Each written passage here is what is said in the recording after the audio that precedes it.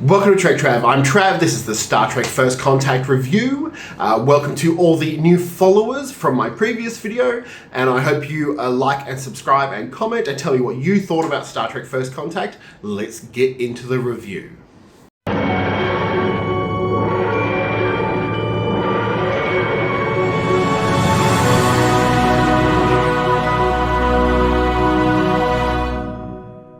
So Star Trek First Contact for me was hugely exciting because it's another Star Trek film with my favourite Star Trek cast. I'm about 12 years old, and it is not a disappointment at all, except for one thing.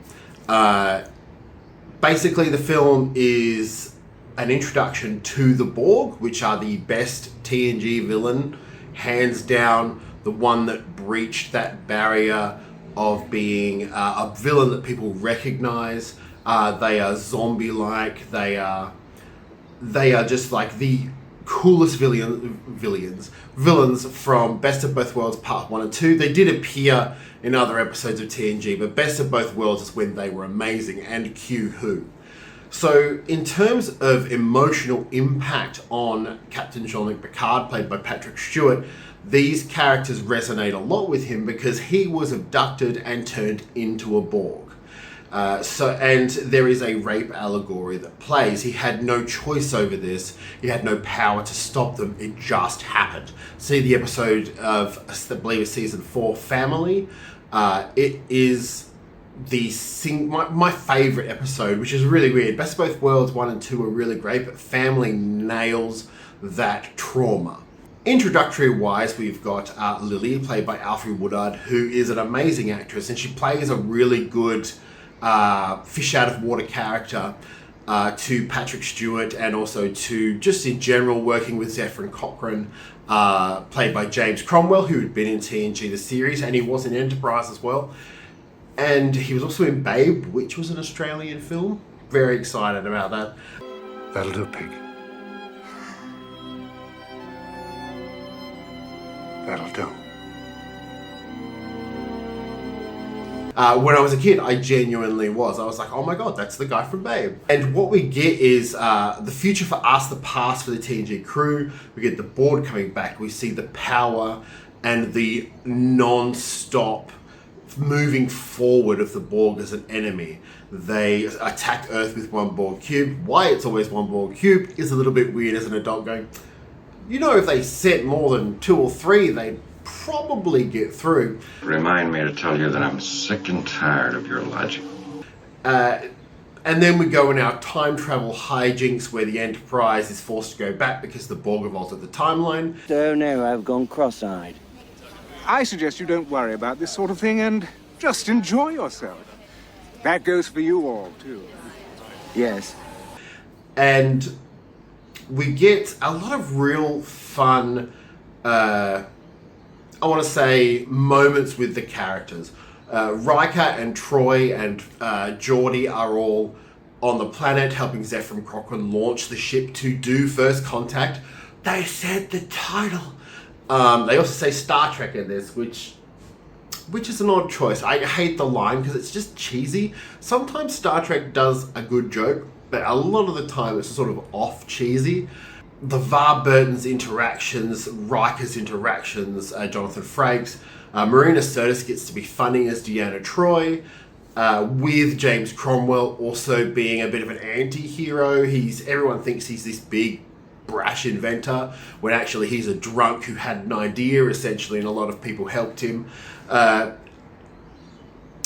Woodard's character, Lily, is just the right person to call Picard out. Now, logically for me, it should have been Crusher to call Picard out when he started acting a little odd in regards to the Borg taking over the ship.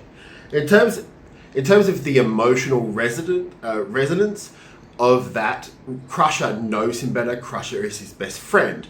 But I get why making the audience POV character actually be the one to say this as very important.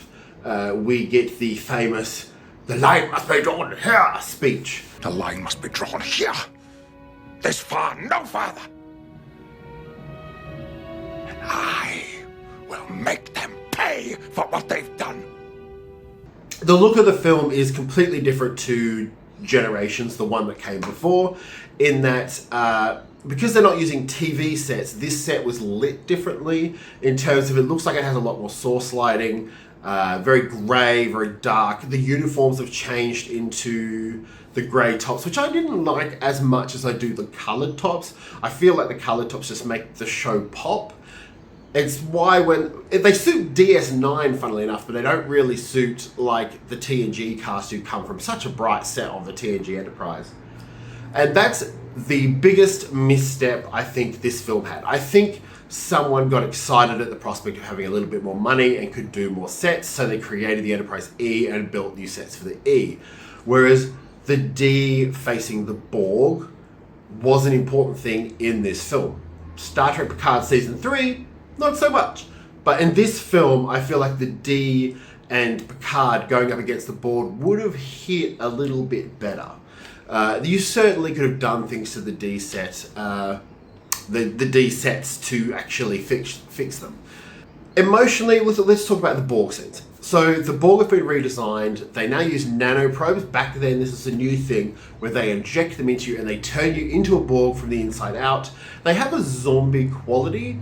And I think that feeds to the hive nature. At the same time, this is where we're introduced to the Borg Queen, who sort of plays on that insect nature. Now, while the Borg Queen works in First Contact because you need sort of a voice for the Borg, the Borg Queen sort of only works in that context, mainly because it takes away from the Borg for them to have a consciousness. They were in Best of Both Worlds, an oncoming enemy that wouldn't stop, kept going, had a single focus they were all working towards. Whereas this one, it turns out that all of them coagulate into the Borg Queen, and she's the one who brings order to chaos, which doesn't really mean much. Alice Krige, who plays the Borg Queen, is fantastic. Her scenes with Brent Spiner, who plays Data, are amazing. Her scenes with Patrick Stewart are amazing. She's a great actress. And it's the one thing I did like about the last episode of Star Trek Picard Season 3 is that they got Alice Krige at least back to do the voice of the Borg Queen. I feel like she's the best iteration. She's the one who defined it. I like Susanna Thompson as well, and I liked Anna Wershing from Season 2 of Picard. I think they were good. They brought different aspects, but I think Alice Kriege's the one who plays it with more menace and sexuality, which I actually really didn't mind in this. Like it's a weird sort of gory, like she looks like a weird gory Hellraiser type character. The same with all the Borg. It's a very, you see some flesh being stretched, you see bits being lopped off, whereas in Best of Both Worlds, they sort of just put the technology on Picard's arm, which, to be honest, if they cut his arm off, it would have been a much more interesting idea. Overall, it is an amazing film, of which it's not the best Star Trek film, but it is damn close to the best Star Trek film. It's got everything you needed, which is a strong emotional connection for Picard, a strong plot with Data, a strong sort of heroic mission to help the people of Earth and Zephyr Cochrane establish first contact with the Vulcans, which brings upon the Star Trek future of today. I have a theory about Earth Final Conflict, which I would like to think was the original idea for first contact, but we'll go with it. I really liked the choice to put Patrick Stewart on top and Jonathan Frakes on the ground was interesting, because Jonathan Frakes was originally the other way around, and Patrick Stewart actually suggested that he should be on the ship and Riker should be on the planet, which I think is a really good idea because Picard has the biggest emotional attachment to the Borg. I think the Enterprise E, when I was a teenager, was a little disappointing. It was a little bit like, oh, the D was my ship that got me into Star Trek. The E next to me here, it was just a little bit of a letdown. It looked a bit too battley, a bit too dark. The model shots and the CGI in this are incredible, by the way. Like, everything looks fantastic in terms of production. I just didn't like the idea of the Enterprise E. I also want to make note that this is the first TNG film where the focus of the characters shifts. So in Generations and in the 7 seasons of TNG, it was an ensemble cast, Patrick Stewart obviously being the lead, and Riker being the second. The difference in the films is Data, for some reason, is brought up to be sort of like the secondary character, which is fine. But in the show, it just felt a little bit more like we needed more interaction between Jonathan Frakes and Picard. And I get that they're separated on this mission, they're achieving something, but it's very much a Data Picard action beat. And this continued in Insurrection, it continued in Nemesis, and to a level into Picard, this weird connection that wasn't overly there in TNG that they sort of pushed because Data was recognizable with TNG. Otherwise, I liked the film. I loved the film when I was a kid. The music by Jerry Goldsmith, oh my god. It is my favorite Star Trek soundtrack. It's got gravitas, it's got those original Star Trek themes from the motion picture. It's got some really good action beats. For some reason, the Klingon theme is now just Worf's theme. Report! Main power's offline. We've lost shields. Our weapons are gone. Perhaps today is a good day to die. It's a genuinely exciting film. Them using actual locations as well, including an actual deactivated nuclear weapon as the Phoenix to fly off into outer space with the warp. Them using the forests of, I'm not sure where it was, but using the forest as sort of a place after a World War III apocalypse allowed them not to do like an apocalyptic city.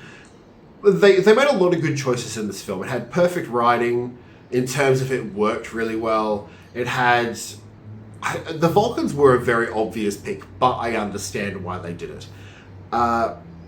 It certainly had good character moments. I think they sort of lacked in terms of... And it's the same with all the TNG films, bar Generations, but the 3 later films, it's very much action over substance. This film sort of balances it a lot better than the 2 after this. They try to make an action movie from the TNG cast, which doesn't work because TNG's not really an action show. And Picard isn't really an action star. Riker was the action star. Data was the action star. Anyways, what did you think about Star Trek First Contact? It's been over 30 years. No, has it been over 30 years? No, it hasn't. So I'm not that old. Make sure to like, comment, and subscribe. Write down what you thought about First Contact. Whether you thought it was great, whether you thought it was average. Some fans don't even think this is part of the canon. They just stop at Generations. So make sure to check out other videos on my channel, and I'll see you next time on TrekTrav.